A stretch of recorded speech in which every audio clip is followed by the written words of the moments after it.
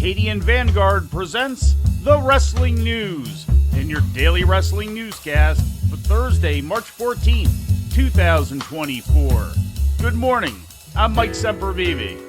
We begin today with last night's big business edition of AEW Dynamite broadcast live on TBS from the TD Garden Arena in Boston. Mercedes Moné, the former Sasha Banks, made her official AEW debut to start the show, cutting an in-ring promo and thanking her fans.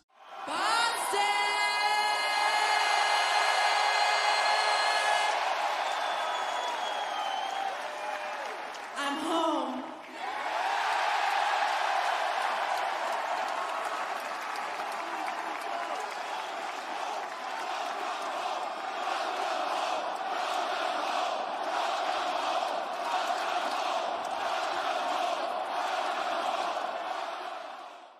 Moné also got involved in the final segment, saving Willow Nightingale from an attack by Julia Hart and Sky Blue. The attack took place after Nightingale had beaten Riho in the main event.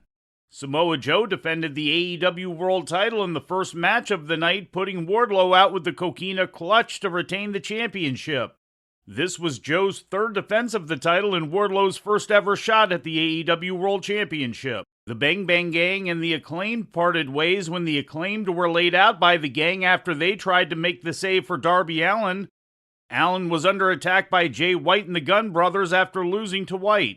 In other results, Chris Jericho and Hook beat the Gates of Agony, and the Elite defeated Eddie Kingston, Penta, and Pac when Kazuchika Okada pinned Kingston.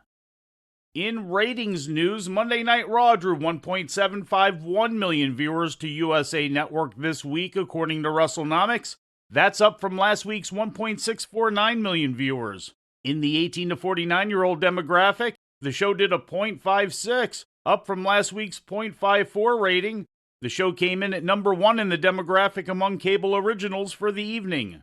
Tuesday's edition of NXT drew 588,000 viewers to USA Network, down from 654,000 for the previous week's edition, according to WrestleNomics. In the 18 to 49 demographic, the episode drew a .16, which was consistent with last week.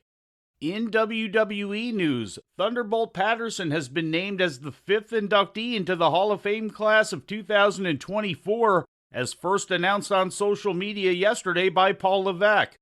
Best known for his star turns in Detroit and Florida in the 70s, but especially Georgia in the late 70s and early 80s, Patterson also advocated behind the scenes for workers' rights and was an outspoken critic of racism in the wrestling business at the time. His persona and interview style were highly influential on many wrestlers, most notably Dusty Rhodes.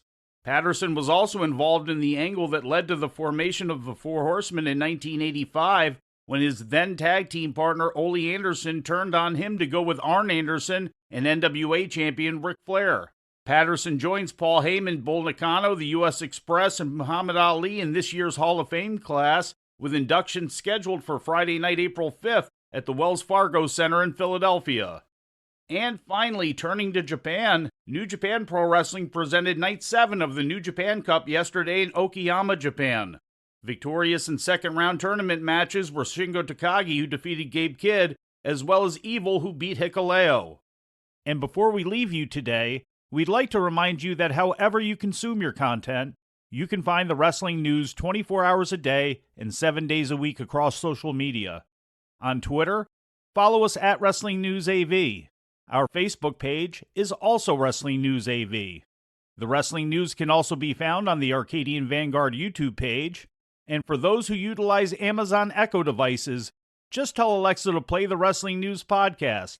And remember to make sure you add podcast at the end.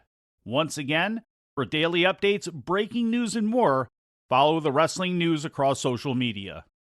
And that's the news for today.